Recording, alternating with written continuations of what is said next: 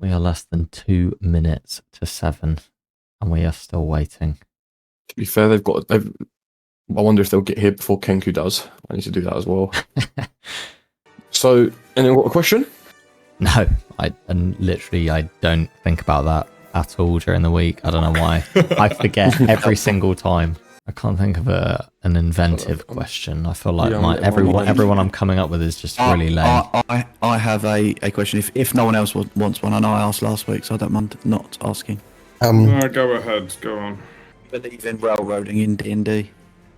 I mean, do you believe it exists, or do you? Not that you believe it exists, but do you believe in it? Would you endorse railroading in any capacity? Oh, right. Do you think it's a good or a bad thing? On the setting, then, like, it depends on what you're getting out of the session or who you're playing with. Like, when I did my one shot with the boys who had never played before, I had to heavily railroad them because there was some people in the party that would rather just like leave the city and not be a good player. But to an extent, yeah. I agree, basically, because sometimes it can work, can't it? It can work. It depends on like the context of the game. Like if everyone wants to do this one thing and then the DM's like, no, you're going over here. Maybe that's more of a problem. I think it depends on so many different things. It depends on like the skill of the DM, the skill of the players, what kind of session you're running. Like if you're a new DM, I think you've got a railroad to a certain extent because you don't know what the fuck you're doing and you're in. Yeah, you need to get them to the settings you can stay in control. Yeah. If your players aren't very good at improv, then naturally railroading will just be better because if you leave your players more option, then they're going to be like, well, what do we do? Like, I am a huge advocate for railroading because ultimately I actually think that railroading I think railroading has the same sort of stigma around it as like fan service, where people have overused the term railroading or like fan service so much that they've kind of like forgot what it is. Like if a series was to have fan service, I think that if you've earned that, like if you've built up like Avengers Endgame or whatever, where after fucking 30 movies all the heroes come together, that's not fan service, that's like earned shit. Much like railroading, guiding a group of players into situations that you can allow them to like reward themselves by making XYZ decision isn't, blocking them off from anything. It's just, it stops massive things like people standing around for like 25 minutes deliberating over like, what do we do, and like killing shit like that. I think that the term railroading has gotten blown like way out of context. I think I'd even add to that in terms of there's a difference between railroading and taking away your player's agency. Like, a lot of people confuse the two, but railroading just means that there is a set pathway for your players to follow through the story. But as long as their decisions still matter, they still have agency over the story, they can still do something to affect the outcomes, then railroading isn't a negative thing. It's when people start to think, well, you're railroading me into a decision. It's like, I only have A or B, I can't even think about a different other option because you've only given me two options. So I think whether or not your style is sandboxing or railroading, the important thing is to give your players agency, to listen to your players, let them have an impact and a decision on the world, because you can think of a story back in session 1, and if you're so focused on that being the rail that you want them to follow along, if their decisions keep pushing you off and off course, you're then now fighting your players because they clearly have an objective they want to do as players. As a DM, you want something different. You don't want to take away their agency. Like, no, you have to do this because I planned. This is the story. You want to take the interest of your players and feed into that. You don't want to take away what they want to do just because it's something you came up with. But on the flip side, if you give them too much room, they can not even encounter the main story. They can literally go off to a tavern, like Luke said, and just not even encounter the stories. It's the thing about balancing. But whether you go sandbox or railroady as your desired like sort of DM style, the important thing is giving your players their decisions and the agency to do what they want and impact the world how they want to do so. It's a really good question because we could literally debate this for the next like 3 hours. Yeah. I think Brennan put it best in an interview where he was like, the best campaign is something that to the players seems completely sandboxed, but to you as a DM is a railroad that they follow, and they're following it because they want to follow it, not because they feel like they have to. Every decision feels earned, but actually it was your plan all along for them to go down this path because that's what you wanted them to do, and it's so seamless for them as players that they follow it blindly, thinking that it is actually all their own decisions rather than a predetermined set of rails. Well, that Zach the Bold guy said it as well. I really like his like podcast where he basically is just like, if you dropped me in the middle of a town and said like go, it would be like, well, where the fuck is the plot? Like you'd have to ask a million questions like, oh, well, do they look shady? Like what's going? Like you're just trying to figure out interrogate where the every plot NPC is. until you get something you want to latch onto. Exactly. You want to know where the plot is. I want to play the story. I don't want to just be running around in an empty world. Like, recapping last session, which was rather eventful. We began basically a day before the wedding started. You guys spent the previous day investigating a warehouse that you knew was full of these Warforged productions. After you got that information from Alric, before you strangled him to death in his sex dungeon, you went there and investigated, worked out that he had 4 of these Warforged in various states of deconstruction. There was a letter from believed to be a gnomish halfling about research into how to reprogram them and break them from their hive mind.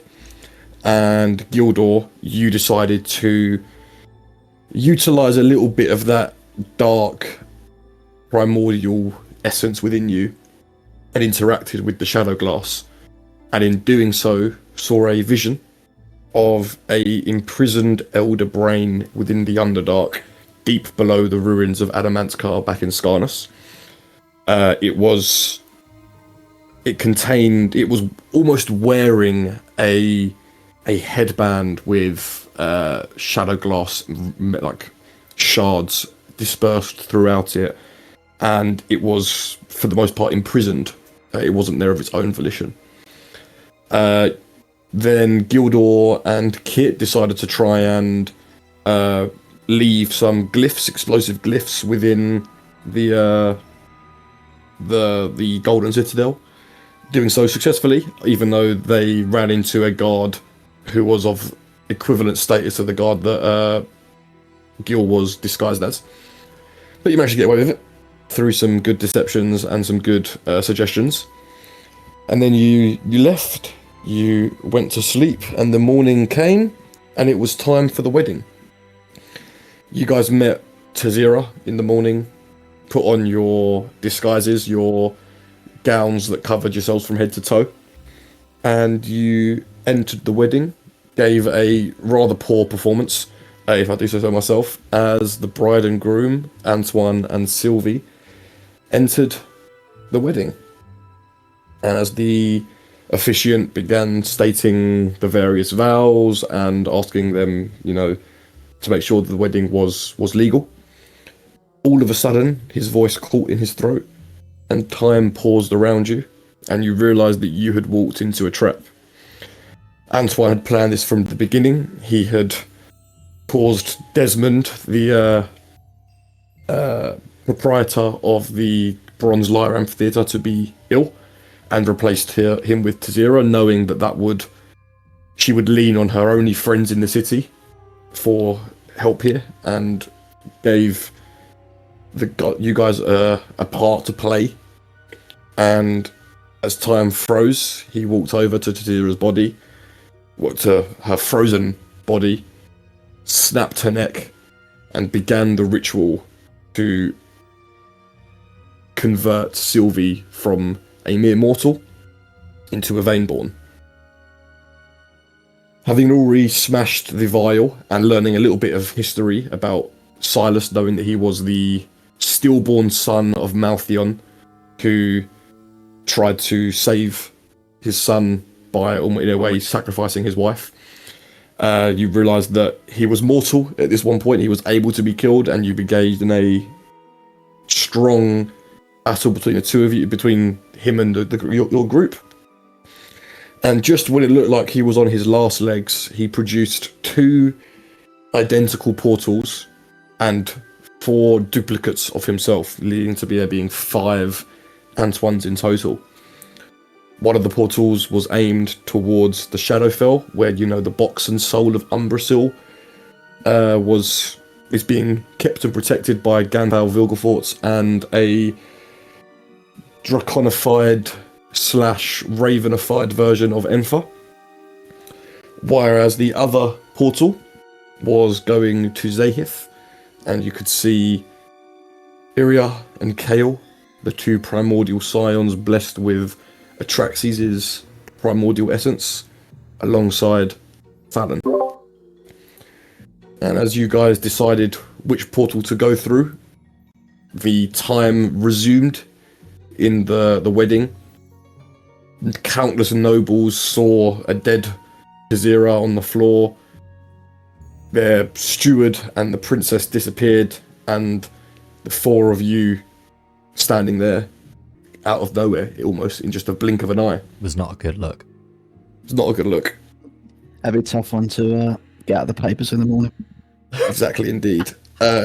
Kit, Jaff, and Yeg jumped through a portal to the Shadowfell, but Gildor couldn't leave his mother defenseless and decided to jump through the portal to Zahith. Valid.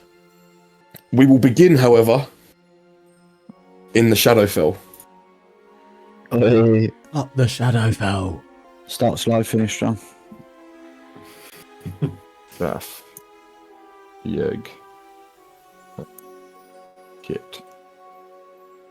So, as the 3 of you journey through the portal, you end up in a familiar place. You are standing by the Bridge of Souls. The last time you were here, you fought and defeated Maleficent Blackfang, the person that was responsible for the killing of Mickey and Lyra Yeg.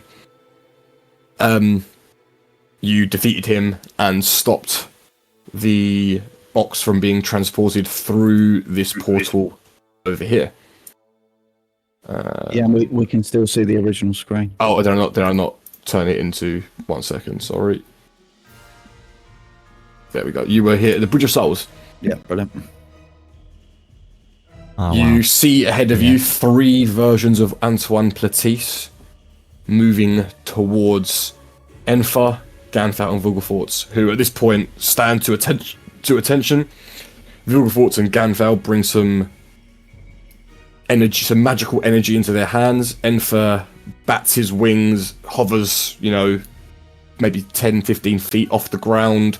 His once scaly, now feathered wings flapping with just this dark, shadowy, black energy around him. I would like all of you to roll initiative. You are crazy. That early initiative roll. I haven't even got my character sheet up yet. Oh my god. I've actually rolled well for the first fucking time for initiative, that is. Oh, you got to re-roll. Unfortunately. Yeah, didn't click on the button. No, you're all in there. No. Oh, I've No, rolled horribly. You're all in there. Enfa, Ganfal, Vilgefortz, no. Antoine, Yeg, Jaff. Oh, Kit, have you rolled Antoine initiative? with the, I'm doing it. Antoine with the dual 21s. You hate to Yep. see it. I was going to say that is disgusting. fucking hell. First, I was like, why is he there twice? And forgot there's actually 3 of them. Okay, so one of these Antoines is going to go first. Excellent. Good luck. He is He's not real. going to disappear into a shadowy,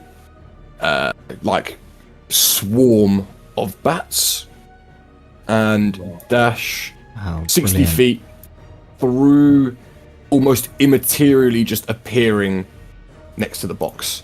Right. Excellent. And the other Antoine over here is going to do the same thing Oh, good. and pop up by the box. That's their goes done. Yeg, you're up. Right. I guess. Go on, yeah. I guess I'm just gonna have to dash and go 60 feet. Double check the spells. Surely there's got to be a spell in there. Mate, I'm telling you. You can't tell me there's not a single. I spell could, in I could fireball, but it's a bit of a. Whoa, I'm seeing very many MPs. I'm seeing lots of allies in there. You're not even here, bro. Oh, that's poor for me. I'm not here. You fub all you like. I'm not even here. I'll shut up. Have you not got anything that's like even at least single target at long range? Hang on. A little thing you can do, by the way, is on the measure tab, you Yeah. can choose to linger. So you can sort of, basically, if you wanted to, you could do like, see, you get like, all right, I can get 30 feet here. So from that square, I can, they're 85 feet away. It makes it easier to do calculations and stuff. That's weird. I like that. So I could go there, and then what can I do? None of those really help. That's the problem. Like, they would help, but do equally, what you do. Do what you do. I'm sorry, I'm That's getting a- too involved in your that's a turn. risky one as well. They're all quite risky. Oh, I can't even use that one. In fact, don't have the range. You could go for the fella directly in front of you if that makes it easier. You don't have to go for Yeah, the far ones. Yeah, they could be all linked. Who knows? Maybe I'll antagonize that guy then. You whisper magical words, antagonize, da da da da da. Use its reaction. Oh, of your choice. Oh, excellent. Right, then I'll cast antagonize on this guy. The one in this one here? Yeah. Okay. Sorry. As you go to cast the spell, Oh, excellent. give me an Arcana or Insight check. You can decide either one. You can cast a spell, and you realise that there isn't a target there Oh, to latch onto. joking. You try and the way it works is like you sort of send out your magical essence using your musical skills, Yeah. and you're sort of looking for a latch for your hook. You're almost like you're sending out a hook and you're waiting for it to hit. There's a latch onto something, and there's nothing there. The nearest thing there is Empha. There's nothing in between you and Empha to latch onto, and you realise that on that 15 insight check, you believe that the one in front of you is an illusory duplicate. It does not have any corporeal form for yourself to antagonise. So you still use your action on the spell, Yeah. and you still expend the spell slot, unfortunately, but there is no effect. And you can make your movement as well. That sucks. I think Jaff, that's did you hear fine. that? No, but we know that one is not him now. I think that's kind of fine. No, it's good intel.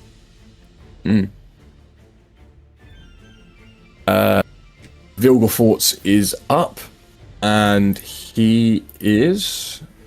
Go on, the Vilgefortz. Yeah. He is going to... Never any good when Kit goes by the window out in the front garden. I also seem to remember from when we fought Vilgefortz, he has power word kill. Unfortunately, he had that from his soldier. Yeah. I thought as much. Instead, he is going to cast Ray of Enfeeblement on one of the On Mickey's spirit. old habits die hard. Range spell attack. Why does that not do it for me? It's fine. It is just going to be +7, d20 +7. 11 total. So as he casts Ray of Enfeeblement towards this one over here, it flies off, doesn't even hit him, just to the right, disappears into the nothingness, and that is the end of his go. Someone tell Gil his dad's a waste man. The Master of Mages, bro. This one that you now know to be illusory is going to move, and because Enfer doesn't know, is going to move up towards Enfer, and in essence pretend to try and swipe at him with a bite attack, with a claw attack. So he's going to He's going to intentionally miss, but act like he was going towards Enfer, to try and in a sense bait Enfer into believing that he is real. Brother, he's 25 feet away. How's he going to try and bite him? Enfer's Listen, smart. Enfer's here, bro. Oh, I've This got one. him. I can see him. He's next to Vilgi. Yeah, he's. Oh, next really? To He's here on my. Where is he now? He's still next to Vilgafor. Is he there for everyone? Well, he is for me. Yeah, me. Let me reload my page real quick. Oh, see if God. he's like a. Yeah, he is there. Sorry, he should be there and like that. Whoa. Okay. Yeah, because he's big. Cool. Yeah, he's pretending to swipe at him, and that's his go done. Jaff, you're up. Okay. I'm gonna move to there. And I'm going to 85 feet is that in range? 120 feet. I'm going to shoot an Eldritch Blast at each of the ones stood next to the fucking thing. All right, roll to hit both of them. That would be a hit. That's a miss. So which one were you aiming at the first? Which one were you aiming first? I think first would probably be the left-hand side one. Okay, so the first one, you watch as your Eldritch Blast flyers, hits him directly in the chest, and pass harmlessly through out the back of him. That one was an illusory duplicate. The one on the right, however, you do aim about 5 feet wide of the target, and the Eldritch Blast just flies off into the distance. Okay. That one now disappears as well because you hit it. It disappears. Okay. I'll use my bonus action to give some Bardic Inspo to Kit to hopefully get that last one out. Kit, you are up. You, as I remember, so you can dash or disengage as a bonus action as a thief, so you can cover 60 feet, and it just costs you a bonus action if you'd like. Yeah, I'm gonna dash here. Cool. Can I attack him if I'm here? This Bro, one here. That one's an illusion. Oh, is it? Sorry. Yeah. How far is my? Can't do anything fucking else, can I? If you wanted to, you could. If you have something ranged, you can attack. Or if you wanted to get up close and personal, you can also use your action to also dash and move another 60 feet. So you can basically dash as an action and dash as a bonus action. But obviously you won't be able to do anything else after that. But your short bow has a range. Short bow has a range of 80 feet and 320 disadvantage. So anything within 80 feet, you roll for normal. Anything further, a disadvantage. So you can roll to hit with your bow if you want. I think I'm going to go to here. Okay, so that's your action and your bonus action done. It's Enfer's go. He is going to make a swipe attack. He's going to get 8 plus 8 to hit. Sorry, so a bite attack. A 16 hits, and his bite he just chomps over the top of him, and rather than feeling half a body of a vampire, he just bites his own tongue, and this illusory duplicate disappears. Ganfao is now up.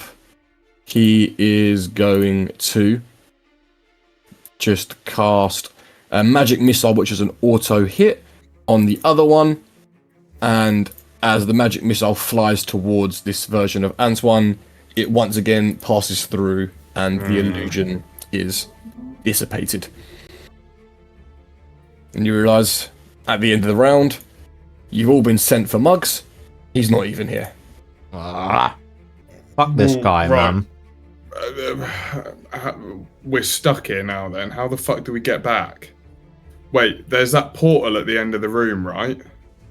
Yes, that portal. Which, if make a history check for me. I help him. We're talking about it. Yes, you can. Yes. You can help with Thank advantage. you. So you remember? Let me make sure I get the names correct. There we go. Yeah. So you remember that this is the Bridge of Souls. This is the last stop for a soul before they begin their journey along the afterlife. So that as when you die, you go to the Shadowfell. You then have your memories copied, which were those crystalline ravens that were here last time, and the ravens are transported separately to the soul, and then they both end up in Hades for judgment, and then after that you can then begin your journey throughout to your respected afterlife, and that portal goes from here to Hades. Well, that's not really gonna fucking help us, is it? Whilst you lot have your thoughts, we're gonna Fuck all cut we can do. to JAFF. Together. Genuinely. So,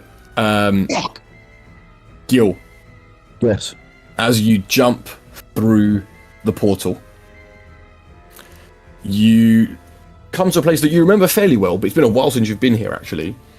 Last time you were here was probably just over a year ago, and it was the sort of rocky, mountainy outcrops near where Concilia's tribe is, where you done your individual training with Fallon before you knew she was your mother, just after you'd been announced to become Master of Mages.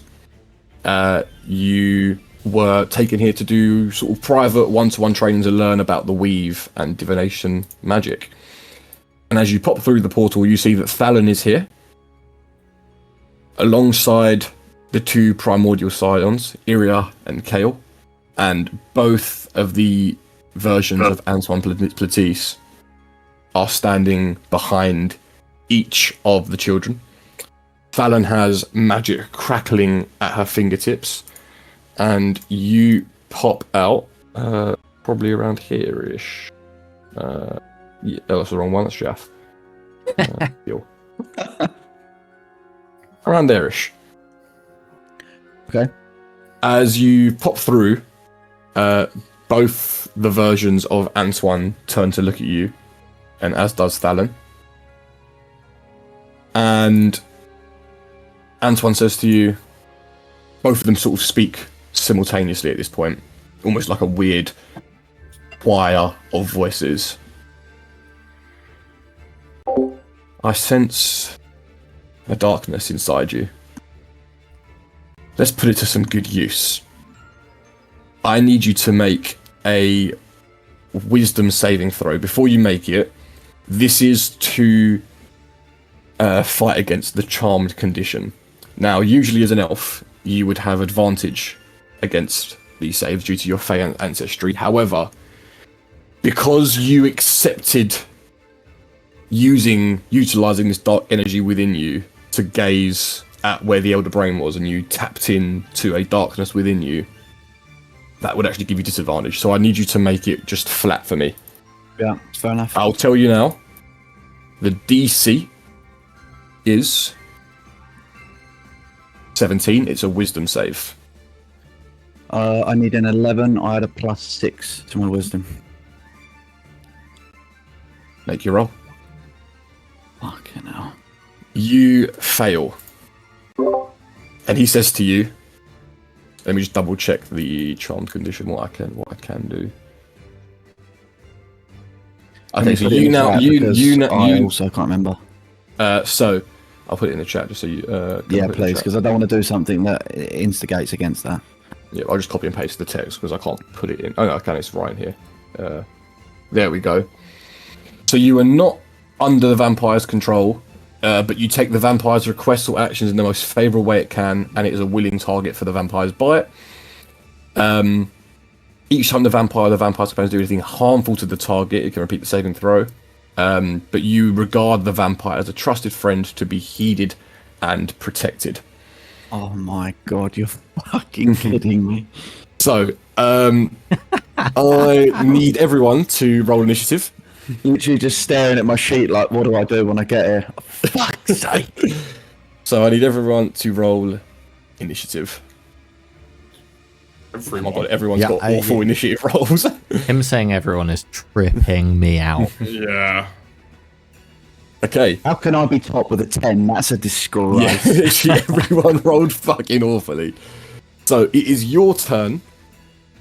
You do not repeat your saving throw until you take damage. That's the thing here.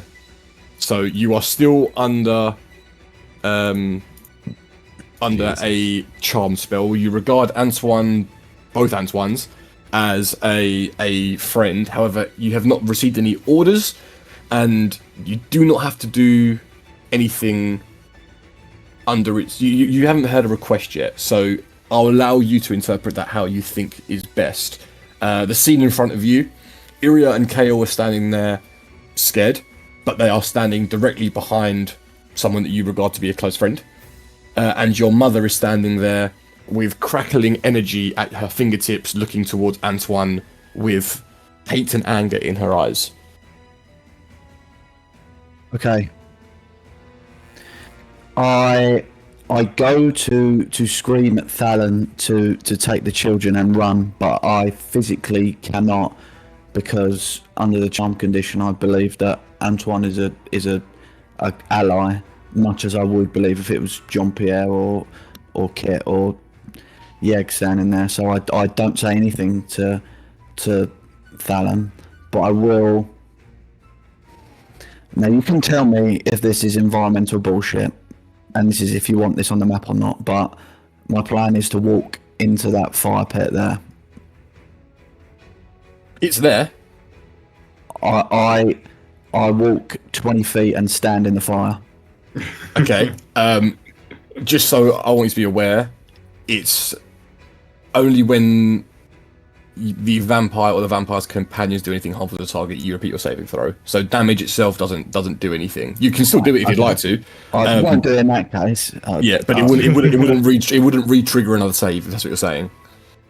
So he's not instructing me to do anything. All I can technically not do is damage him. Is that correct? Yeah, he's a trusted friend to be heeded and protected. So your primary goal is to heed and protect him. I'd say, here's what I'm going to say. Make an insight check, and for your sake, you want to roll low. Wow. Amazing. You do not pick up on the fact that that's the world's best nat one. That's the first time I think in history anyone's ever been happy with their nat one. If you'd rolled higher, you would have probably noticed that Thalen looks aggressive to your new master. But on a natural one insight check, you are unaware of that at the moment. So I think you probably just stand there, unsure as to what to do currently. You're just a bit scared. I'm going to cast. I'm going to cast mirror image on myself.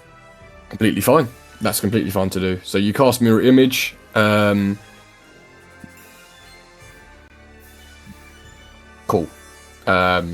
All good. All good. Just I'll make sure to read that as and when it comes up. So, these two are going to act on the same initiative because they're basically the same initiative anyway, and they're, we currently don't know which of them, if any of them, are currently real. And they are both simply going to step forward. So they are touching, basically, their the children, and they're just going to both say in unison, "Now, children, I will protect you. Right. I will show you how to utilize the power within you for good. You don't have to stay with these people anymore." And they are both going to, together, at the same time, in essence. One sec. Use their actions to produce another one of these portals. Here. And then as they do that, they're going to say to Gil, they're going to say to you, "Protect us and make sure we get through okay. And if that woman gives you any trouble, you have my permission to defeat her and to kill her." And they chuckle. And that's the end of their goes. He chuckled. Yep. Iria is going to make a wisdom saving throw. That's what she's going to do. She gets a +4 to this roll. Natural 20. She's going to sense something is up and is going to sprint and run towards Fallon. Leaving his range, he's going to take an attack of opportunity. He's going to make a grapple attack, not anything more than that. He doesn't want to harm these children. So it's going to be contested strength checks. He has a 14.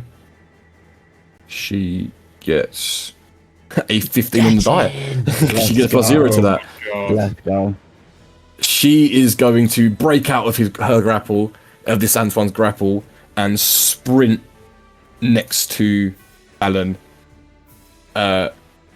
She is also going to make a Constitution saving throw to see what happens with that.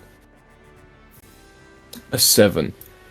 As she runs over, her body begins to sort of illuminate and become powerful. With this just white, blinding energy.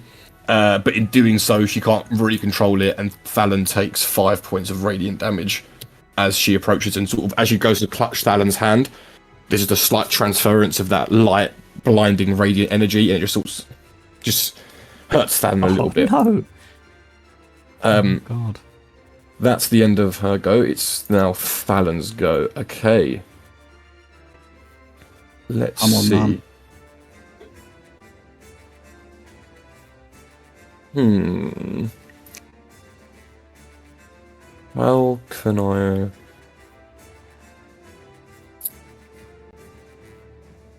I'm pissed. Alright. Fallon is going to... Oh, no, it's not. You wouldn't be that, actually. No, she can't. What she's going to do is... Alright, she is going to... Sorry. She's got so many fucking spells. That's my mum there. She is going to create a wall of fire. And Crazy. it's basically going to take this path. So it's going to go round like this, and in essence trying to cut Antoine off from the portal with the child. So there's now a wall of flames going in that sort of direction. It also stops you from getting over to her. That's her go. Kale is now going to go. He's going to make a wisdom saving throw with disadvantage because he is more unstable than Iria is. So 2 11s with a +3, 14. He is unsure as to what is currently going on. I think now he cannot see his sister. He just begins to sort of panic a little bit. Looks up at Antoine and says, where's Iria? Is she coming? Oh. And Antoine just goes, shh, little one. He's a kid. That's the end of that round. Gildor, you're up. Fallon still has not made anything threatening towards Antoine, so I don't believe... I'd say make another insight check for me.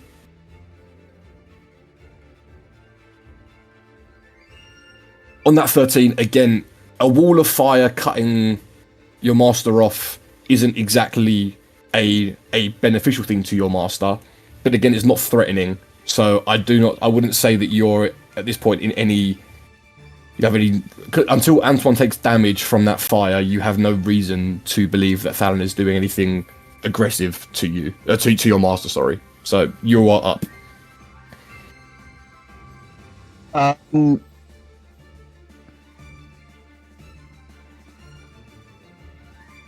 I'll probably just move closer. So what's that? 5, 10, 15, 20, 25, 30. I'll probably move there and then hold an action. in case Dallin does anything. Okay. Can I, when I hold my action, can I hold my action and a bonus action? No, you can. What you could do if you wanted to, you can either drop your initiative to after Antoine's, so that way you have some sort of prompt as to what to do with your action, or you can hold just your action, but you don't. You forfeit your move. You use your movement. You use any bonus actions, and then you forfeit your action to use that later. But you can't forfeit a whole I'll turn. just go back to where I was and send my turn down the river after Antoine. Cool. I have a plan of what I want to do, but if it's up in the air as it is right now, I'll just wait. Cool. So I'll just move you to like a 5.17. So you come underneath this now. Cool. This Antoine is going to cast protection from energy on Kale and protect him from fire energy. And the three of these people are going to just to walk through the fire. So Kale is protected. Antoine is going to take, how much damage is it from Wall of Fire? I probably should set to that before I even did it. But He fucking dies straight up. Dex save 5d8. So,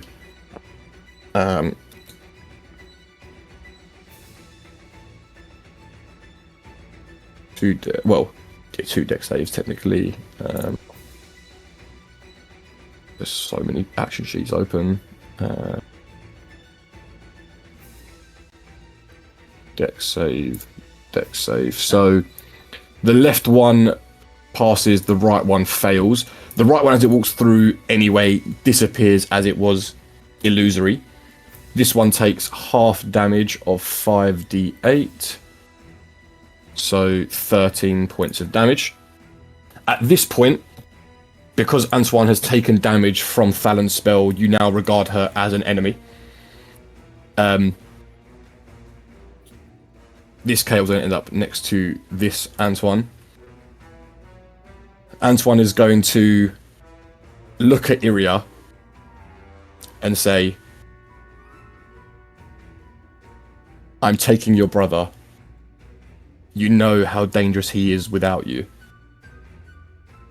It's up to you what you do next. And he is going to take Kale by the hand and jump through this portal and disappear. Get So these two now disappear. Gildor, it's your go. This wall of fire is still up. You now regard Thalen as someone that is a threat to your master.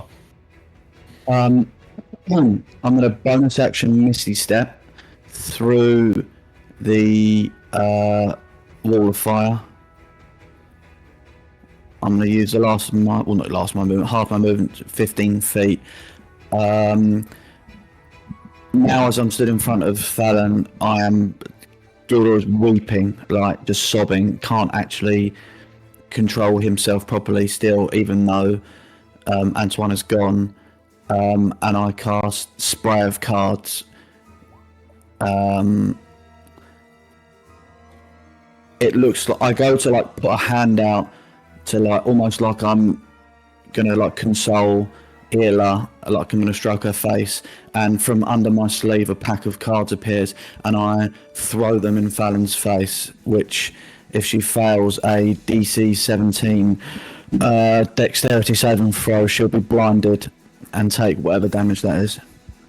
Okay. I'm assuming you're aiming to not hit the child, just to hit Thalen. The purpose of this is I want to blind Thalen. Cool. It was a what save, sorry, again?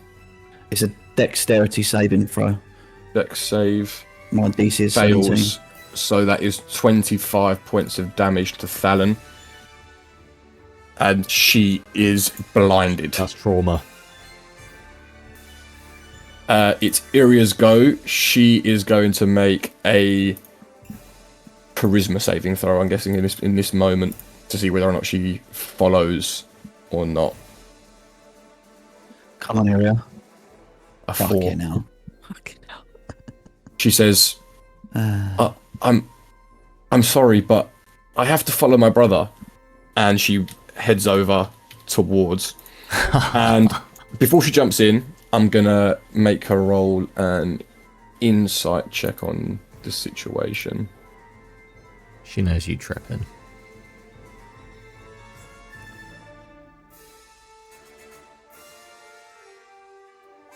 Oh, she rolled a 2 on a die. Jeez. She's like, I'm sorry, I have to go. And boop, she pops through the portal, disappears. It's now Fallon's go. She is going to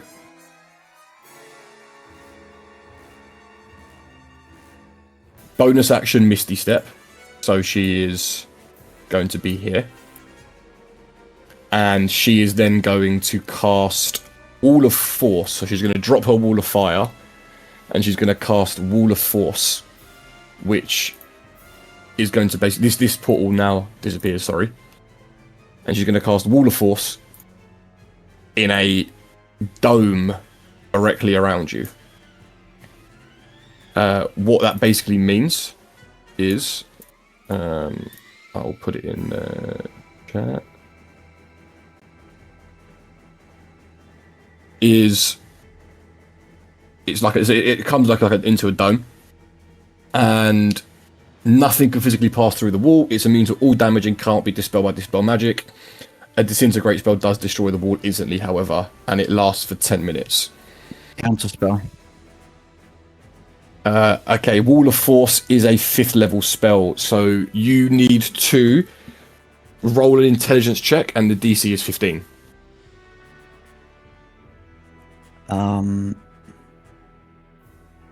Pass. So that spell is dispelled. That is the end of her go. Gildor, you are up. That's rough. At this point, by the way, as that is counterspelled, there are tears flowing from Fallon's face, and she says, "Gildor, I know you're in there, but you have to fight it. This is exactly what happened to your father. He was controlled by forces darker than him. Don't go the same way, please." But those words fall on deaf ears. Gildor, you're up. I'm going to close the distance 5, 10, 15, 20, and then in the same way that I was charmed because of the dark energy that I've been probably leaning slightly too much into, I can still feel that rolling around in me, and with tears in my eyes, I say to Thelen, I'm so sorry, and I cast Chill Touch on her. 28 hits, roll the damage for me. Cantrips be tough. The necrotic energy courses through her. The same spell you showed her when you had that heart-to-heart, when you first rejoined, and she realised that you'd been learning other magics. Necrotic magic, the magic of her husband, the husband who followed dark forces, who abandoned her, abandoned the village, abandoned the nation, and tears just well up in her eyes. She actually almost drops to her knee for a second as it wasn't even a lot of damage, but it's more the emotional damage of that spell coursing through her. She stands up and she says, "I cannot hurt you. I will not hurt you." And she is instead now going to cast Polymorph on you and try and turn you into a chicken. So I need you to make a wisdom saving throw for me. You fail, and you turn into a chicken.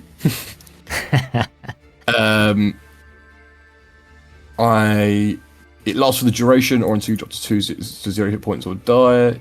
You are now a chicken. And she scoops you up into her hands and begins to sprint, running away back towards the Concilious tribe group, which is probably like, for a normal person, it's probably like a half an hour, like, you know, brisk walk jog, but she's quite old, so we're going to make a luck check. She's just not got to roll anything above a 4 or above, and she's fine. She's fine. She makes it back to the tribe with enough time, and she runs off and looks for... Let me just double check the names. The new Master of Mages. Ladies and gentlemen, introducing the Master of Mages. What was his fucking name? Looks for... So, you're a chicken, so you don't really take a lot of this in. But if you were actually GILDOR with the mental stats of GILDOR, as you're being, you know, transported, you notice Concilious has become a hub of activity. It's way, way more active. There are so many more people here, people from all different tribes, and you see that the main area that once was sort of like almost like a chief's hut, but much bigger, has become an area of magical collaboration. And you see that there are people of all different robes indicating different tribes. And you see that she has taken you to Nuala Pertumal, which is the female leader of the Efor tribe who specialise in enchantment. And she pants and goes, Nuala, no time. It's GILDOR, it's the Master of Mages. He's been charmed by... I'm unfit. I need to do some more cardio. He's been charmed by an evil vampiric being. I have him polymorphed as a chicken. The spell's not got long left. I'm going to drop the spell, and as I drop it, you need to break the enchantment. Okay? She's like, oh, yes, no worries. And she rubs her hands together and she waits, and as the spell drops, she casts basically a disenchantment, a dispel magic, but more focused directly on enchantment magic, and breaks apart. It's almost like a greater restoration spell, and breaks apart the charming effects. And for a second, you feel a piercing, like damage and pain in the back of your head, and the charming connection is severed, and you are within your own volition once again.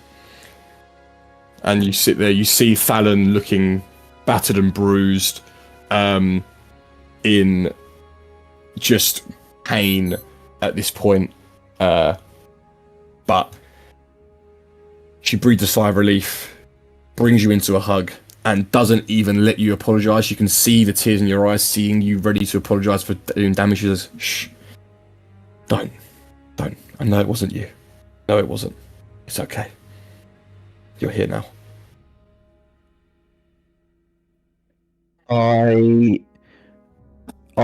When I start encounters or when I start fights or any other day, I have 13 spell slots to use, and I currently have 3. This is probably the closest GILDOR has ever come to fully using all of his magical capabilities, and most of it was in the complete antithesis of what him and his adventuring party wanted to do.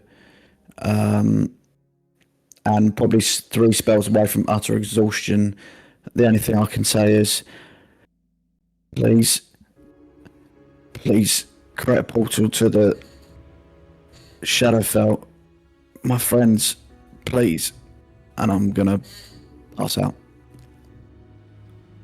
As you pass out in her arms, we're going to go back to the Shadowfell.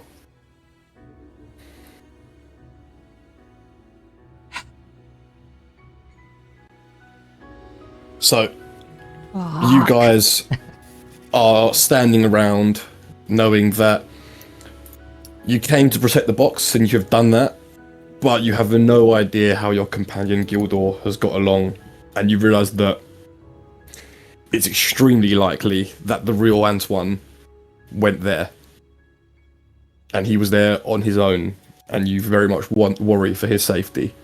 As you're thinking about this, Vilgefortz comes over to you guys. I don't know where you were standing, but comes over to you guys and says, "Where's Gildor? Is he okay? Is he safe? Why is he not? Was he not with you all?" We don't know. We don't. And as you say, we don't know. Gildor's semi-unconscious body just appears directly at your guys' feet.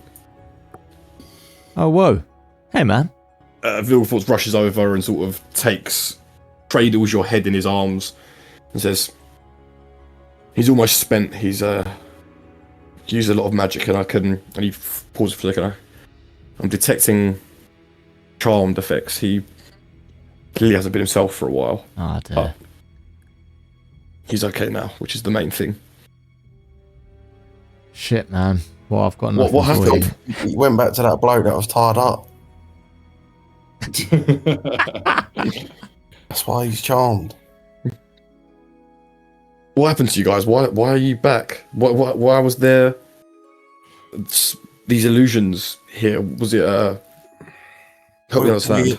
We won a bunch of money, and we spent it on coke and hookers, and we just got in with the wrong people. We got in with the wrong crowd, and we owe people a lot of money. So if you've got any spare change, go in. You're Jesus so Christ. lucky I'm unconscious right now. I'm just laughing because the last time Fred, as the character, spoke to this guy, he crashed his head in his hands, and now he's asking for money. We got fucked. There was literally nothing we could do. We just got fucked, and Antoine did what he wanted. We got absolutely fucking shat on, basically. Does not look good on the old CV. I think at this point, Vilgefortz puts almost like an arcane shock into you, Gil. You don't really get any spells back or anything, but it's almost like a coffee. You've basically had a magical coffee, and you've got a little bit of energy back just to sort of bring yourself back as a consciousness and sort of take in your surroundings. So I was sent here, not they come to Zahir. No, you were sent here by Fallon. Fallon doesn't have any access to plane shift. So, Fallon doesn't have it wouldn't have any access to bring them back. He thought it was easy to send you to them, so that way you're all together. Oh, Okay. I didn't get a chance to apologise. Right, I've got an idea. Open the chest. No. No. Are you opening the chest? Stop that. I'm not. We're all stuck here, and it's going to probably take a while, potentially, for us to get back, and we're going to have to go talk to the Raven Queen and shit again. I don't know what's going to happen, but that cunt was trying to pull this shit into the portal. Yeah. When we were here before. We don't know where Antoine's gone, but I presume Gil has kind of vaguely filled us in on what happened on his end. I get up and say, he was here. He was with me. He didn't go through with you. He came with me. The children, they're gone. Gone where? I'm gonna go jump in that portal because he might be on the other side. That is the craziest move. Before you do so, make Arcana or History or Religion for me. I've already done that though. Oh, you said you already know. So yeah, sorry, I should say then. From your Arcana check before, you know that going through this portal, usually the soul and the memories are separated, and you know that you assume that there is probably a higher chance that if you do jump through this portal, you will also undergo that same process, and the reconstitution of that will then be not impossible, but will be at the hands of a presence way more powerful and divine than you. They were trying to pull this box in there though, and he was trying to go back into that portal, which makes me think that if that's where they were trying to take the box and that's where they were going, then wherever Antoine's gone right now, it could just be back to Northspire. But clearly there was a reason that the sorcerer Maleficum was trying to pull the box in there and was trying to go through there. Because he's a loser. That's why. Vilgavort speaks because I have enough magic to shift planes. I can send you somewhere on the material plane if you need. Now you're all together. I guess the question is where you'd like to go. I mean, I doubt Northspire is safe for you at the moment. If you were all spotted at the wedding and the king with the steward had disappeared. Yeah. Oh, I should fucking say at this point, I'm really, really sorry. This is quite important. One person I didn't bring through the portal, who is here, is... Robot Gazer. No. Oh god. Why can't I... Oh, the dead body. Of... No. Can we stop guessing and just let him back? Someone that you dragged through the portal with you. Poor robot done. Oh shit! Yeah. Oh Christ! My fucking sister. She has basically throughout a lot of this sort of been standing there silently, but Brilliant. but shifting slowly further away from you, Jaff. Can I make an insight check on her, please? You can indeed. I'm specifically looking for, does she look of her own accord, or I just want a general insight check as to how she feels.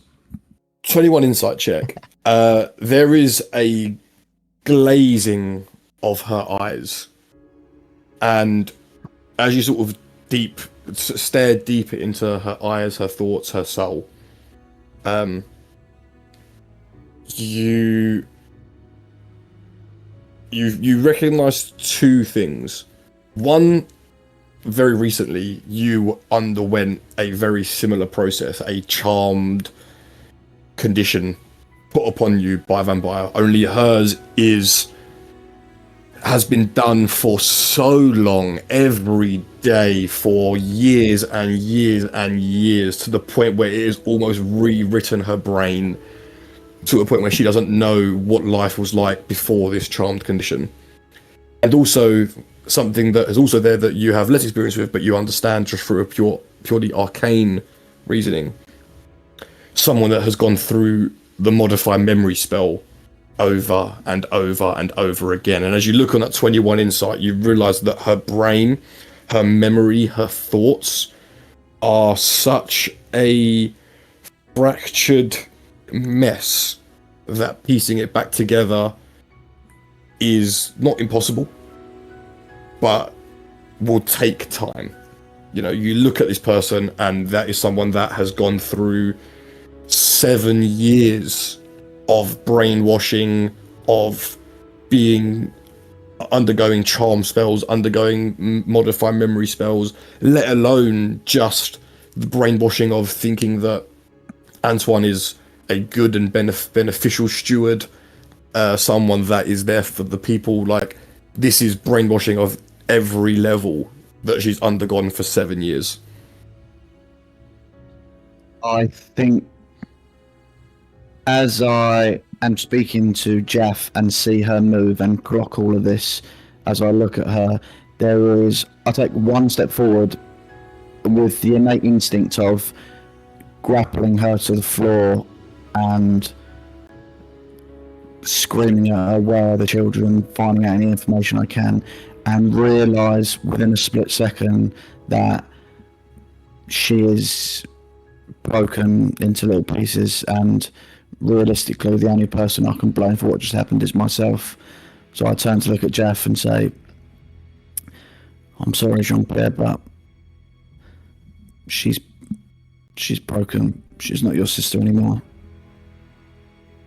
Fuck. I'm gonna kind of slowly walk, like very cautiously and very slowly start walking towards her, because I think at this point Jaff probably is still in a certain level of disbelief that this is actually his like blood and this is his actual sibling still alive. As you begin to step towards her, she takes like just a one step, but just a one sharp step back. But no, you killed mum. No, you killed dad. No, brother, sister, it's you, Jaff. You, Jaff evil, Jaff bad. Jesus. Is that what he told you? I saw there was. I was there. It was. I remember. It's in my mind. I remember in mind. I saw it with my eyes. It's her memories, Jaff. She's been modified. It's not. She honestly believes them. I'm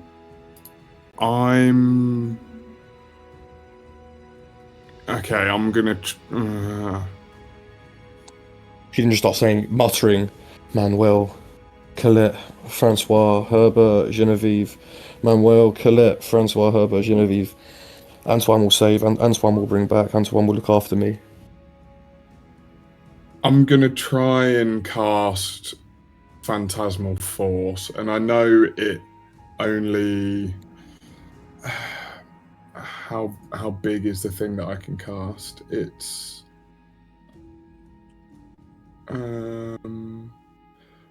I want to basically like recreate a small version of the scene that I saw when I came back to High Spire and Crown Spire. I want to like recreate that in front of her for her to see. I think from what you do, you manage to create like the masked men carrying syringes, sort of running through what looks like sort of like almost like a, because you can't produce like the entire fucking castle and stuff, but like just little scenes of like they're running through the hallways, injecting your mum, running through the hallways, injecting your dad, like running around, chasing you out, kind of thing.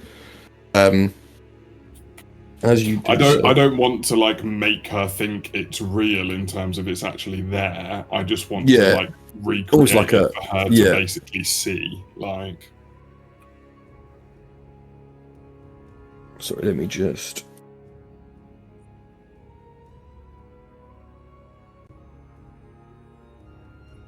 She's going to make a wisdom save.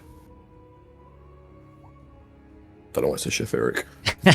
Chef Eric. That's a big My boy.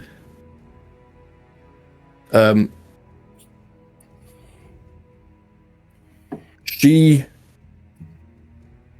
looks at it for a second. She says, "No, that can't be real. I saw it was you. You were holding the syringes. They were no mask. There was not. It was only you.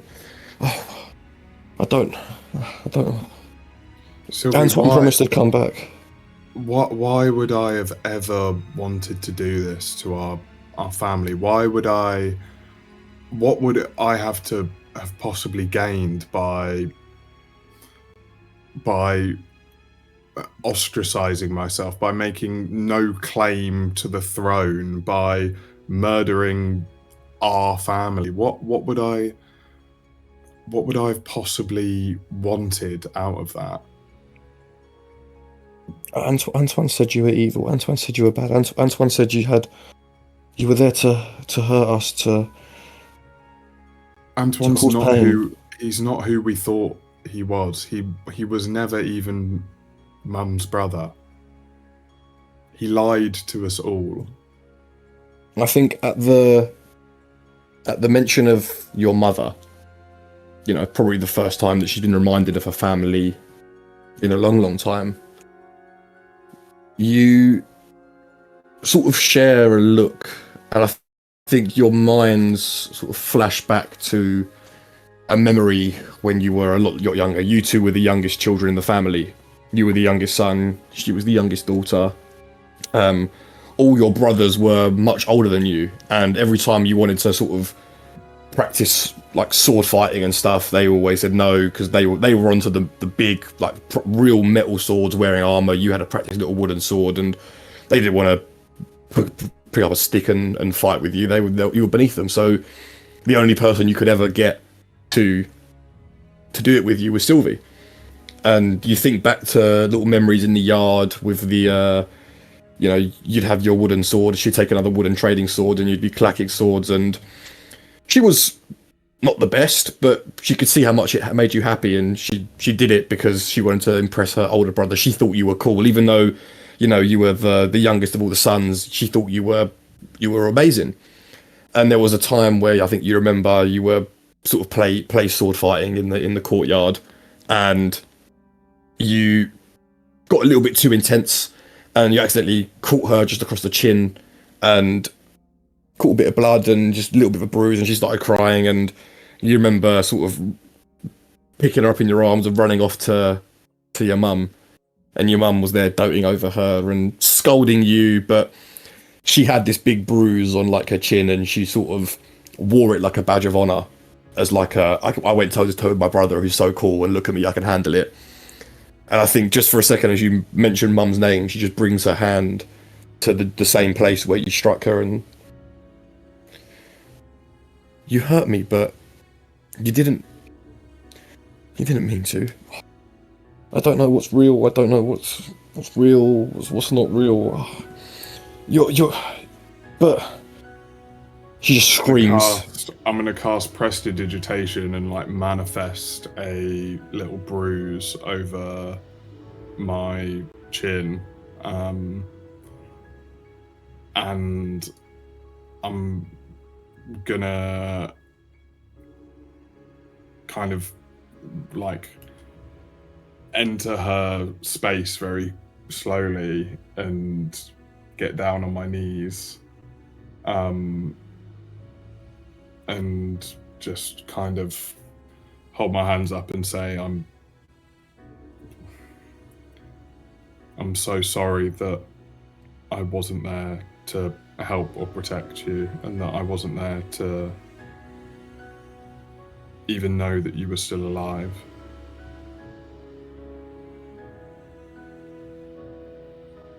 I think she sort of opens her mouth to reply. Her lip sort of quivers, and she says,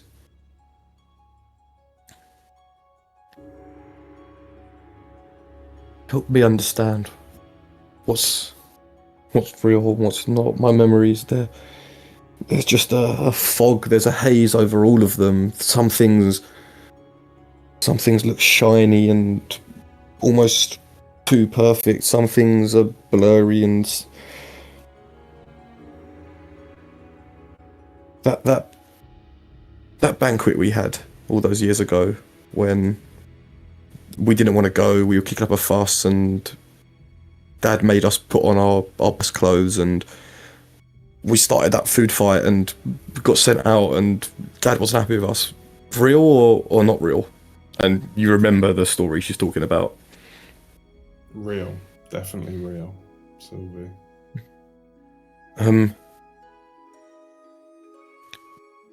Remind me, that time when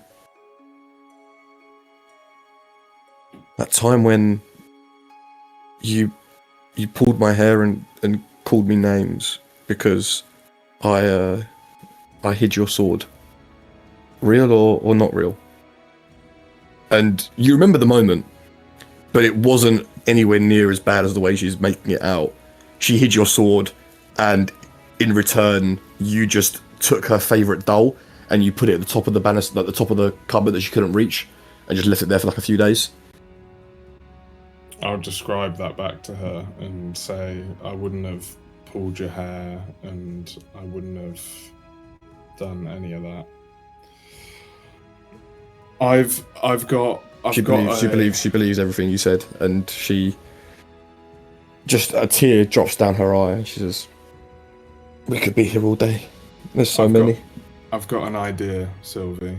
And I'm going to turn to Vilgefortz and Gil, and I'm going to say, could you take them back to the Skycarvers tribe? And Gil, could I borrow that teleportation circle scroll? Will be 10-15 minutes at most. I'll hand over the scroll. I'm going to ask Vilgefortz if he can plane shift us to the graveyard at Crownspire.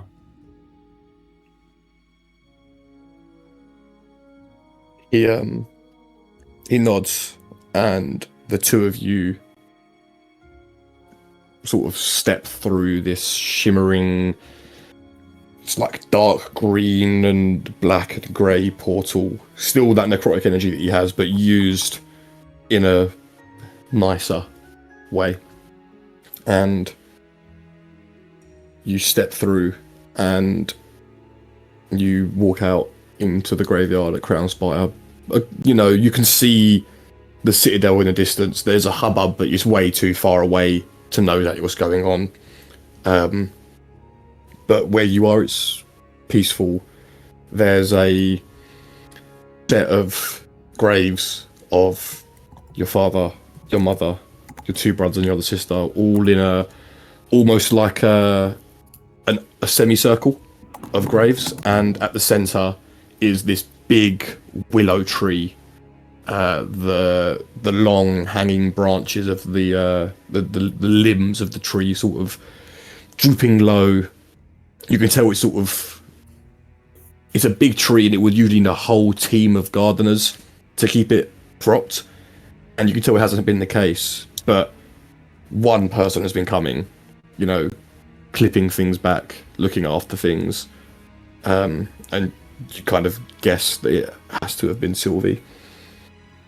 And she stands there, and the tears drop down her eyes as the wind sort of rustles through this willow tree and blows the different limbs of the tree just grazing lazily over the grass. Considering the first time that I've ever been here, I'm probably going to be quite emotional. But I'm going to sit down, cross my legs, and kind of hold Sylvie's hand while we sit in front of them for a minute, while I use my magical cunning to get one of my level 3 spell slots back, and then I'm going to hold my hands to the ground and cast Speak with Dead. I don't know if you have to touch the body, but I just thought this would be quite nice. It's completely fine with me. Just give me a second. Are you aiming for a particular soul on purpose, or are you trying to just have a chat with all of them?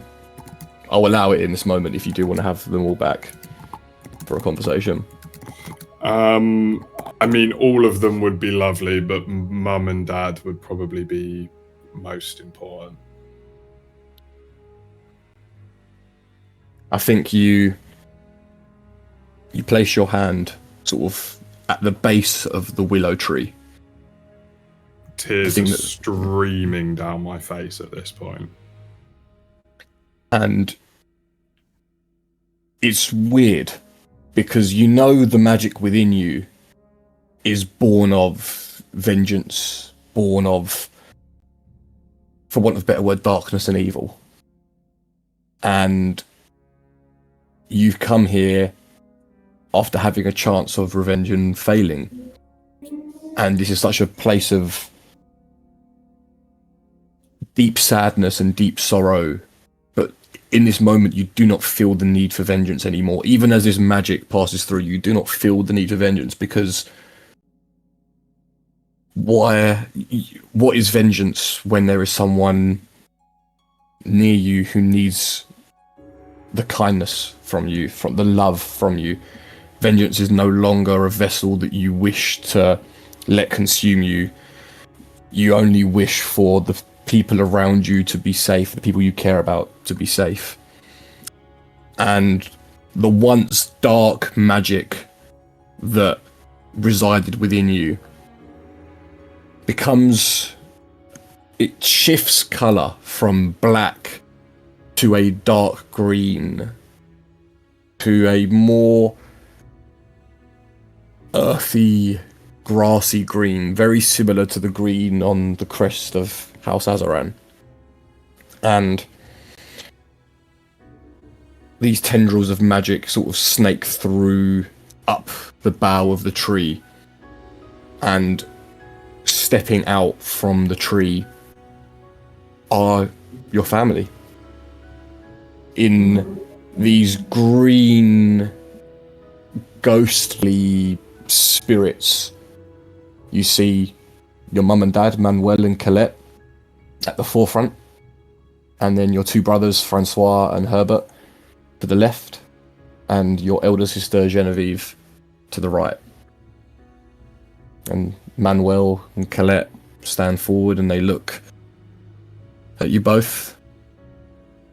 A ghostly tear runs down both of their eyes and says, "You've all been through so much. So much. We're glad that you're finally together again." I'll grip Sylvie's hand tighter. I think Sylvie's hands are bone white as they grip yours, and she looks at her mum, she looks at her dad, and says, "It wasn't Jaff, was it?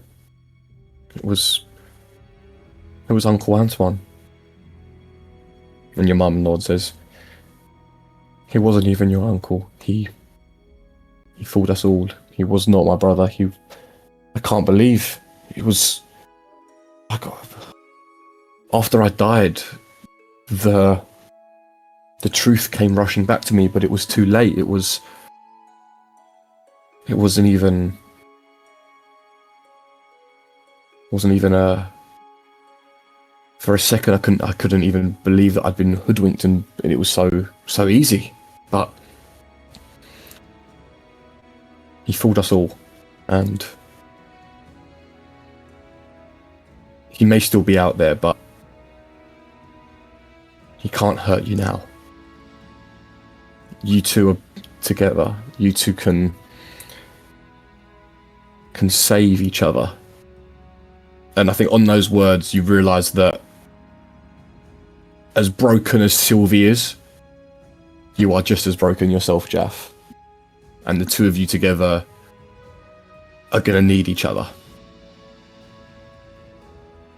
Yeah. I think your dad then says,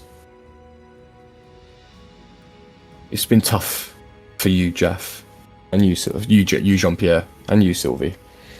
It's been tough for you both, and I don't think proud is the word. I think you've both done things that you've had to do to survive, some unknowingly, some with choices.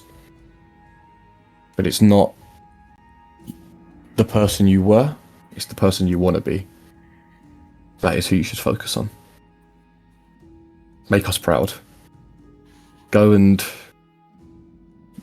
look after our grandkids." And he smiles at you, Jean-Pierre. And Sylvie, go and heal and find your purpose. Don't worry about legacy. Don't worry about who you once were or what is on your shoulders. Be who you want to be. Be who you need to be.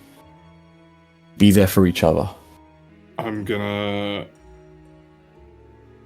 kind of reach out to grasp them as if they were there, and then kind of remember that they're not, and kind of wipe away my tears slightly, neaten up my hair, kind of brush back my hair, stand up straight as they always taught me to and nagged at me to do, and let out the best possible smile I can as I say, thank you, I love you, and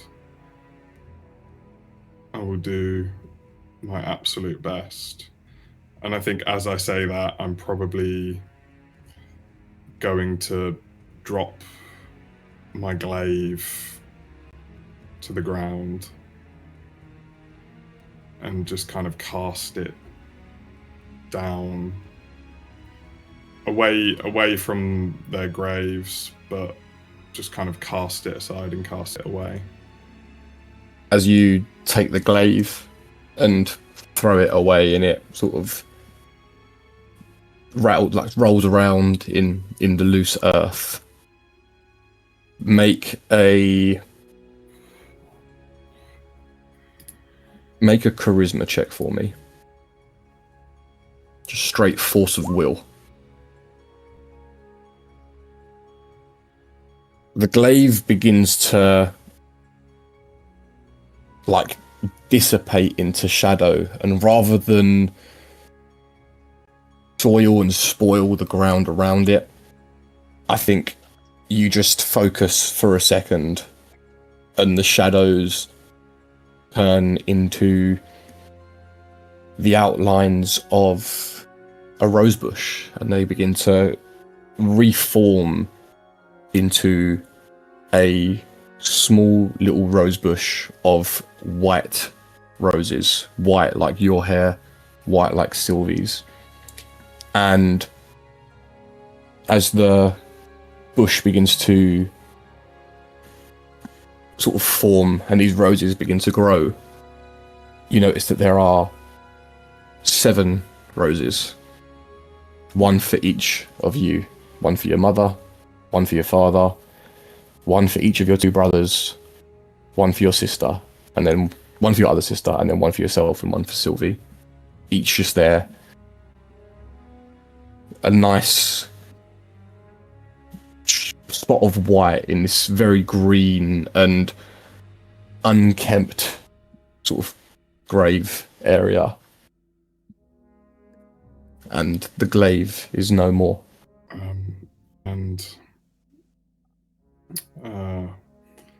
I think as the illusion, the illusion, the manifestation of them is starting to disappear, I'll very lastly just kind of bow my head to my dad, my king, and I will blow a kiss towards my mum, and then turn to Sylvie and ask her, does she want to stay here in Northspire and attempt to rebuild the city together? I don't know how safe it is here. You don't know how deep Antoine's power runs here. He is everywhere. Yeah, it's hard because I still don't know what's real, what's not real, but one thing I know for certain is that he is powerful and his power is everywhere in this city. I don't think, as long as he stands, I don't think we can rebuild. I don't think it's safe for either of us here. I think we need to stay together. The teleportation scroll then, and I'll take us to the only place we can go, the Skycarver's tribe. As you take it out and go to teleport there, you sort of step through this circle, and it's almost like you're like being fired through this black empty void with just almost like starry constellations around you, and you can see the portal that you're aiming towards, the portal at the Sky Carvers. You see the snowy mountains. As you get close towards it, all of a sudden, you are wrenched off your path. You are dragged off course of this almost like space-time tunnel, and you are dragged off course. And you find yourself, as you're dragged off course as well, of course, you just hear in your mind a familiar voice. Oh, you thought it would be that easy to cast me away? And you hear the voice of Ekthys. You are flung out of this portal into a room. On the floor, you see Michael of the Serpentines, unconscious, laying next to Connie, also unconscious. And you see, standing with a knife at the throat of your son Henry, one hand holding her up, the other with a knife directly to his throat. You see Phalar. Who's Sorry, not Phalar, sorry, I've put the name in wrong. You see... Wrong. You see... Anything can happen in Cthon. You see... in Eldorian. You see Ciara Minora, the mother of Phalar, the mother of... Yeah. your ex-companion, the one who asked you to go into Mortuous and bring back her daughter. The daughter that you slew with no remorse as a vessel for Ekthys. And you see she is standing there, a dagger in her hand, not a dagger made of metal, a dagger made of shadow. And she is radiating the exact same evil necrotic energy that you, up until about 5 minutes ago, also radiated. She has made a deal with Ekthys for power, and she has made a deal with Ekthys for vengeance. And she stands there, knife at the throat of Henry, Connie laying there, blood gushing from her head as she lays there unconscious, the same as Michael. How does it feel now? You killed my daughter. I think it's only fair that I kill your son, as they say, an eye for an eye. Vengeance is sweet, is it not? Henri, look at me. It's okay. It's okay. Henri standing there, tears in his eyes. What's going on? Mum, are you okay? And as he turns his head to look at Mum, the dagger just presses up against his neck, and a thin bead of blood just begins to run down his neck, and he looks back, scared to move. Ciara, this is a circle. This is what he wants you to do. You don't want to do this, and I'm going to cast Charm Person. Okay. Wisdom saving throw. She is an ex-paladin. She has a higher wisdom. A 26. Silvery barbs. She's going to counterspell your silvery barbs. Oh. As you go to make an effort to control her, she brings a knife up, and another the wound that she's already opened up increases in size. And she says, "Don't even think about it. I will kill him right here, right now, in front of you. Give me one reason why I shouldn't. I asked you not to kill my daughter, and what did you do? You killed her anyway. I lost everything.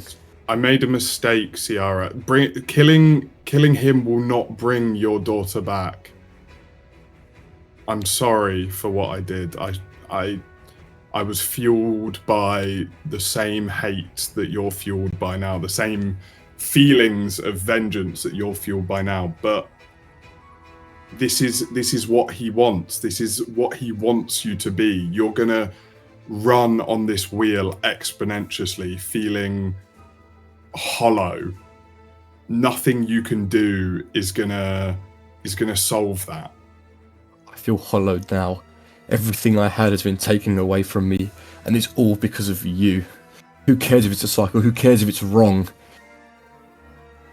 It will feel good knowing that you will feel how I felt. You can experience the same hollowness that I take with me every day that I walk through now. Ectis is right. There is no balance. There is no true balance. The only true balance is vengeance. If I lose, everyone loses. If I lose something, I take away. This isn't you. You're a paladin. I'm sorry, but I'm not. This isn't you. You are a paladin of truth. You are a paladin. And I'm going to start walking towards her with my hands up as I do this.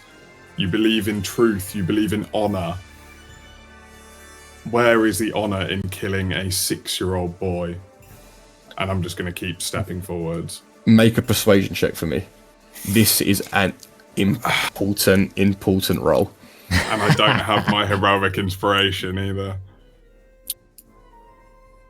Anyone want to give me some cross-map bardic inspiration?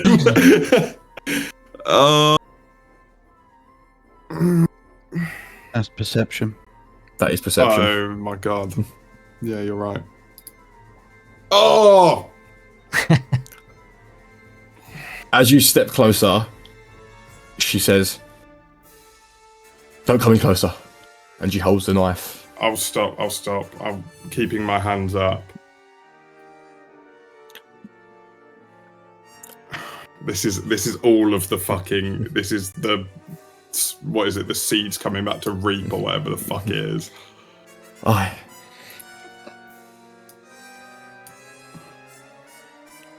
have to do this. And you see that her eyes that were once this blue, there's just a flicker of black, just almost like a smoky shadow. I have to do this. This is payment for vengeance. This is payment for the power he's given me. My paladin is gone. I've broken my oath. Corvalon didn't deserve me anyway. What has he ever done for me? I've devoted my life to him, and what? I lost everything. My 2 daughters, my husband, everyone. I lost my place in the council in Zahith. Our tribe turned their back on me. I have nothing. Nothing. I have only a desire for vengeance. And it starts here. And she raises the dagger, ready to strike. I'm gonna dive and try and put my body in the way of the dagger. Make a athletics or acrobatics check.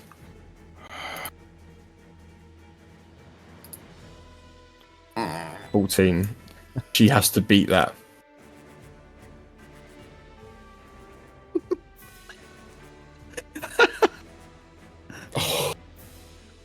The dagger, as it's about to go into Henry's neck, you manage just to interpose yourself, and it goes into your back, and you feel this cursed necrotic energy, blood through your body. As it does so, she pulls the dagger out, and I need you to make a Constitution saving throw for me. Oh my god. As she pulls the dagger out, you are paralyzed in place. Yeah. I'm just gonna scream, run. You scream run, and Henry goes to run off. And she is going to Shadow Step, which is this warlock equivalent of Misty Step, and interpose herself here. This is... She looks at you laying on the ground, convulsing in pain, paralyzed in place. And she says, "Well, who do we have here?" Looking at Sylvie. "How about this? I'll be even nicer than you were. I didn't even get a choice. You can save one. And only one. Decide, or they'll both die." And she pulls up her other hand and starts to count down from 5 in her hand. Kill me instead. Kill me instead. She steps 1, too closer. She gets down to your level and says, well, that would just be too easy. I had to live with this pain. You can live with it too. She turns around and she takes the dagger. And she just puts it into Henri's back. No. He takes a sharp breath, collapses onto the floor.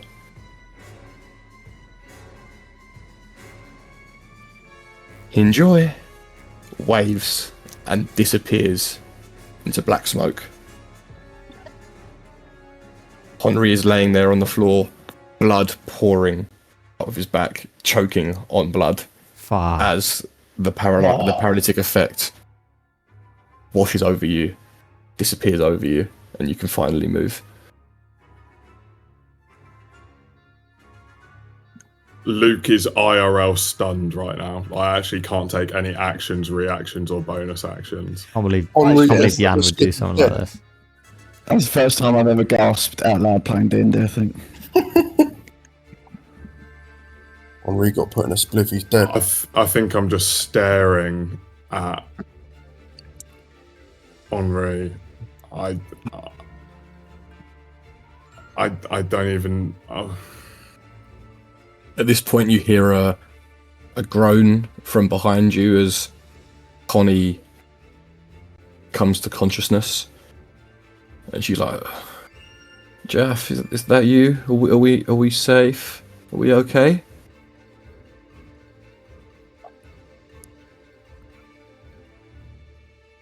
Jeff. I genuinely have nothing to say. I'm just staring. I am in complete and utter shock, staring at the dead body of my son. I think at this point, Connie sort of pushes herself up onto her elbows and sees Henri laying there and goes, "Henry? Henry? Henry!" and screams and like staggers over and is just in tears. The blood of Henry like just leaking into her as she is just in tears, holding. She's like trying to stem the blood flow, but the life has just disappeared from his eyes and he's laying there completely dead. Sylvie is in shock and just steps away, comes over around to you, and as Connie is just screaming, like just shouting towards the gods, wondering what has happened, how this has happened, how life could be so evil and how someone could kill a child. Sylvie just places a hand onto your shoulder and says, "Vengeance has consumed so many people. I'm truly so sorry for this. I can't imagine just what you're going through. I love you." And for the first time in 7 years, you feel the consoling presence of a family member. Do I...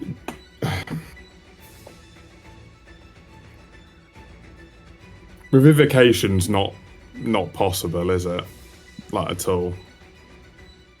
There is no revivify, and sort of access to those sort of spells are not within the abilities of most 99% of mortals. You know, you have to be either an incredibly powerful spellcaster or some being of divine power, of extreme fey or devil kind. You know, it's not something that is not aware of any. There is you're talking. This is hushed stories of folk tales that may not even be true of ideas of revivification magic. I'm proper like IRL stunned. I don't even know what the fuck. Like, I'm just in complete and utter shock. I don't even know what. I'm just lying there in fucking tears. Like, I've got no idea what I'm doing. Through tears and screams, Colin just turns around to you and says, "Who did this? What happened? Why am I suicide? Why? What happened? Jaff, tell me what happened, please." I guess I'll just kind of grab her and hug her. I don't even think I'd be able to say anything at this point. I think I'd just hug her and attempt to console her as best I possibly can. This you? Is it your fault? No. Is it your fault he's dead? Yes. Shit.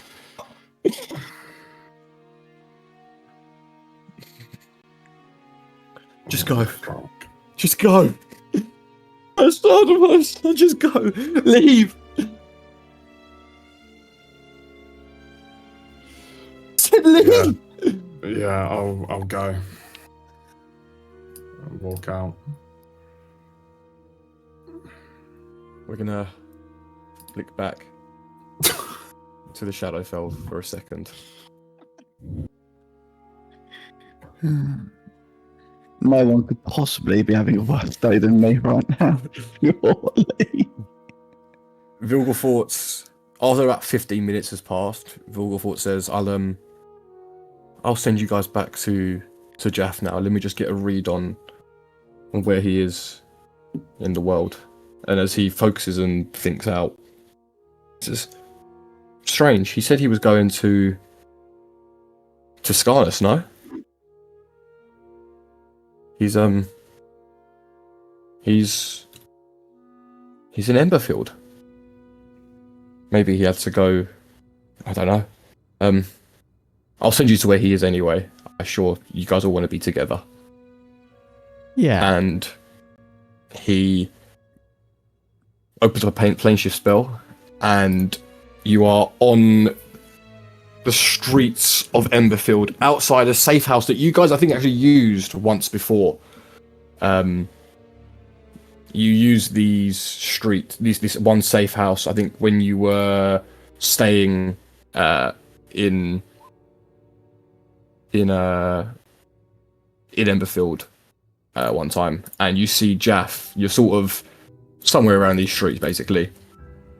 Jaff is sitting, like, he's outside this safe house, covered in blood, knife wound, just blood pouring out of his back, tears rushing down his eyes.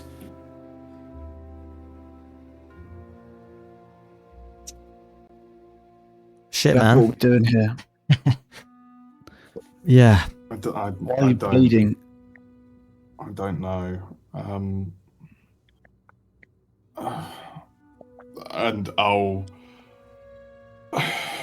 do my best to kind of explain tough, like, through kind of words and getting myself sidetracked and stuttering a lot. I'll do my best to explain what we all just saw. Henri. Little Henri. He's gone. Yeah.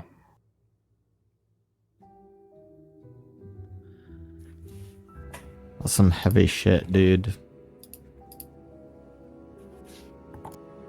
I actually don't know what to say either. Yeah, and I feel like me doing anything bardically nice is kind of just performative. So I just want to sit in the quiet, you know. After a little while, Sylvie comes out and joins you guys, and she says to you, Jaff, Jean-Pierre, she's grieving. She's not in a good way. She's going to need some time, but You're a good person. I'm sure she'll need. It's going to be hard for her. It's hard for both of you, but you know, she's known him his whole life. You've only known him a week or so, and I think it's hurt her. It's stunned her a lot. I'm here with you. I'm here for you, but you need to give her some time to grieve.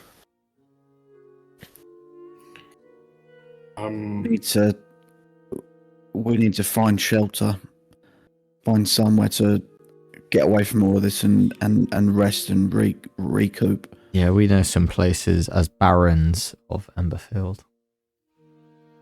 I think at this point, I might stand up and look at the rest of the guys, and I mean mainly to Triple G and Yeg, but to Kit a little bit as well. And I'm going to say that I'm really sorry. I don't think I'll ever be able to repay you for the things you've done for me, or repay you for the fact that I don't think I'm going to be able to go with you guys now and finish what we've started. I have to stay here with my boy. I have to be there for Connie. I have to do my best to fix this and what's just happened, and I can't let this get in the way of everything you guys are doing, and I can't let this affect what we've been doing. Antoine's still out there. He's got the children. The heart is still in the house. There's still so much to do, but I can't leave this all like this. I think that makes me sad, but I understand. I'm gonna give Yeg a big hug. Oh. I'll give it right back. I think I'm probably crying profusely again at this point. And I'm just gonna keep saying I'm sorry. It's not your fault. Kind of was, but I think I'll give Gil a big hug as well. And I'll say we've butted heads ever so slightly at different points. We've not always agreed on everything, and I think you put it before when you were explaining it, you put it so much more eloquently than I could. But you taught me a lot about myself, and I think without you, I wouldn't have been able to make the better decisions that I have made. And I'm going to give him a big hug. And then I'll turn to Kit lastly and give him a wink and drop his pouch of gold, ever so slightly less heavy than when I took it off him, into his hands. And I'll say, to pay for your mum's cancer treatment. And then I'll grab Sylvie by the hand and I'll give them kind of one last salute. And as I turn away, kind of through my clothes, you see the glow of the tattoo I got, which had Yeg's loot, Gil's staff, Zarlok's greatsword, and my glaive all on it on my back.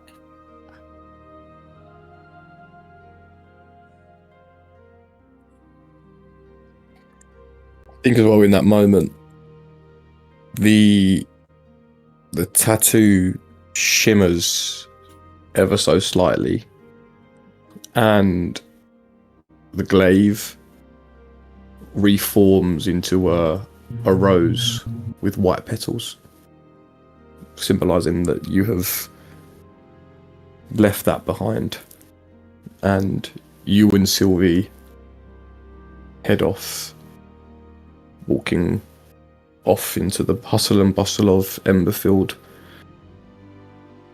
ready to help each other heal. You know, two broken people coming from a broken family, trying their best to fix each other. Lord knows it will take time, and Lord knows that you've only just begun to scratch the surface of what the other needs. But putting behind your vengeance, seeing what it does to people, seeing the cycle of vengeance, I think JAFF, despite his broken heart, and he doesn't even have a conscious thought of this at the moment, it's more buried deep within his subconscious, there is a small part of JAFF that realizes, through being with his friends, through his adventures that have taken him across the entire continent, that have taken him through different planes of existence, he has learned a very valuable lesson. That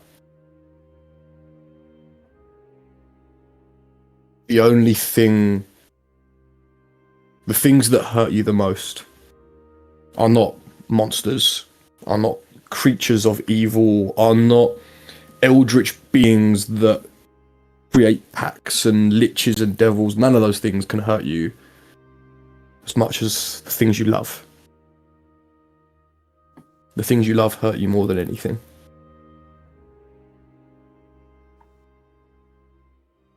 And you are someone who has loved a lot, and in doing so, have lost a lot. And vengeance has been your primary driving force behind everything you've done. And you've never really considered the other side of it. You've always considered the taking, the getting even. You forget what that does to another person. And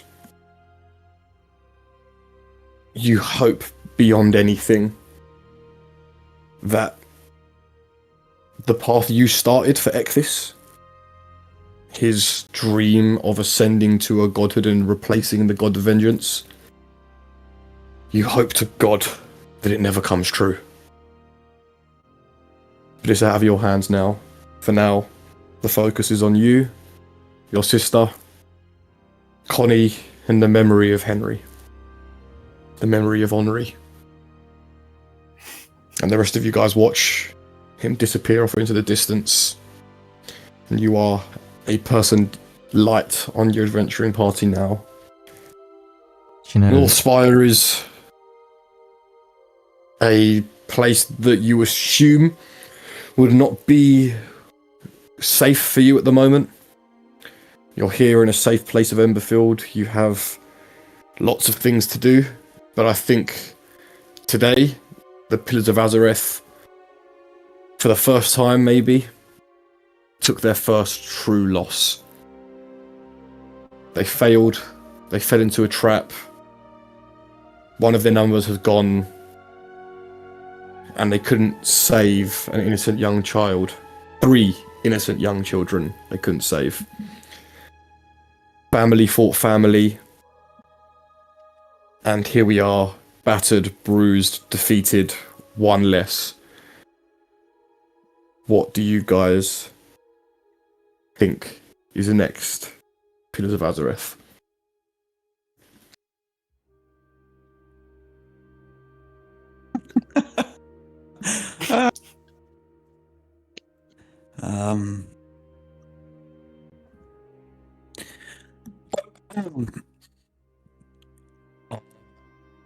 I will turn to Kit and say, Kit, please, can you? I've put my arm around Yeg at this point, like exhausted. Kit, please, can you just guide us? Take us down some back alleys to a tavern or something. We need to just get a room and collect ourselves. I don't even say anything. I'll just start walking. I'm gonna follow Kit. Are you saying that because you don't want to go to the honey pot where the serpentines are, or because you just want to go anywhere with the closest place to you? I mean, I just want to get away from the rawness of watching two of the children that we rescued be stolen because of me, and then now coming here to, John Pierre's child dead is just like, get me the fuck away from this. It's too much. And now we've lost another member of the party. Kit, you head down the back alleys and you find a very dingy shithole kind of like dive bar. There are a couple of like rough looking guys sitting in the corner. Everything's got a layer of dust, a layer of soot. I think a lot of people who work in the farms north of Salthook sort of frequent this establishment. There's a one-eyed bartender who's like got about 2 teeth, 3 strands of hair, 1 eye, and a big pot belly. He's like, he just counts the 3 of you walking in, just takes 3 mugs, fills up 3 like dark brown stout ales, says, "This is all we got. 3 copper." Holds a hand out. Thank you. 3 copper.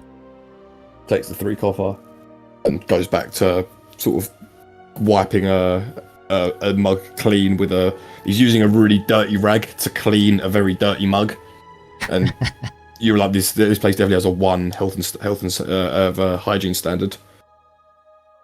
I slump down on a chair and slip a hand into my purse and pull out 100 gold and put it on the counter and say, "Tell everybody in here who isn't the 3 of us to leave, and then lock the door once they've left." He literally takes the 2 rough-looking gentlemen. He grabs one and literally throws him outside. The other one then gets lippy. He just decks him with a punch to the chin. He collapses on the floor. He throws him out on the street. He's like, "Should I go as well?" "I'll go as well." And he just literally puts a key on the counter. He says, locks us in. Oh. "Lock yourselves in. I'll come back tomorrow. There's a room upstairs. Leave the gold on the counter when you're done." And then literally walks out and just nice guy. is well happy. Oh, nice. And it is now silent in here. Just all you can hear now in the silence of nothing else happening. You hear a couple of rats in the walls. But apart from that, there is nothing and no one in here. I didn't hear that, you broke up sorry. there. Are either of you injured, Kit or Yeg? No. No, I'm fine. Injured emotionally. I didn't even know he had a son, and that's made me feel a bit bad. That is a very valid thing to say, mate, because we didn't know you that long, so it's understandable. Well, I do have something to say. Okay. As much as this is a sad moment right now, Yeah. if you think about some of the best books and plays, Mm-hmm.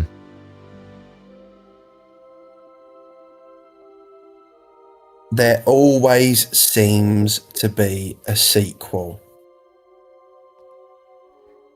Right.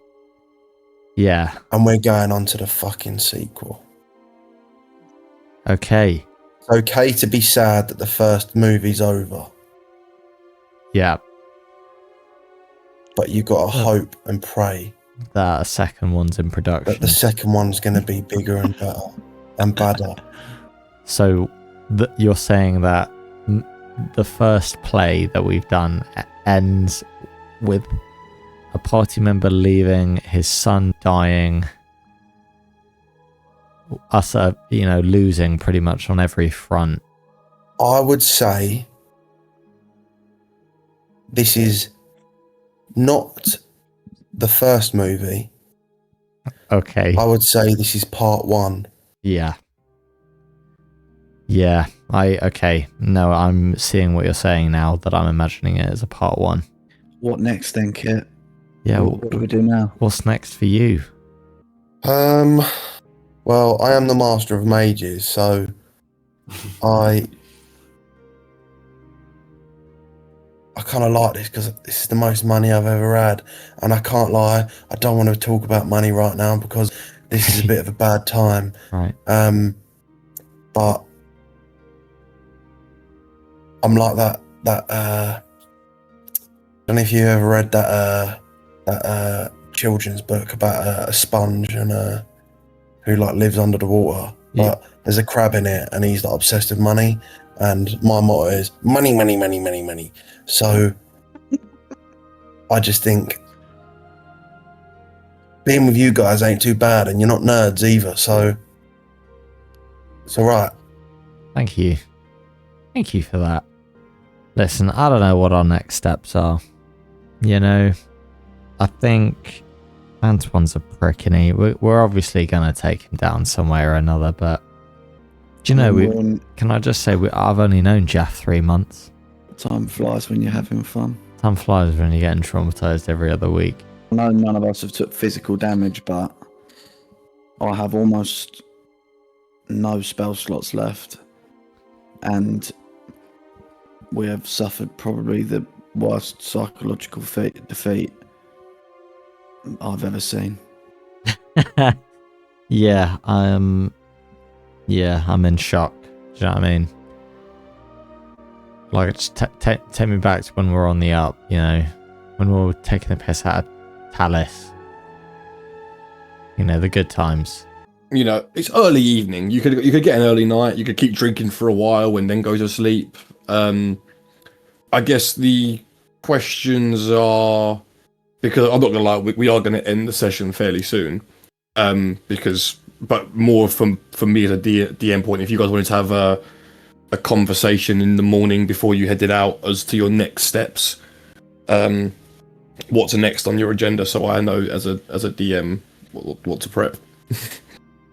I would personally prefer to have this conversation above table, because I would like to do some role play post, but not now, if that makes sense. Like, I would rather just above table, the three of us think about what we're going to do, I and agree. then end it there.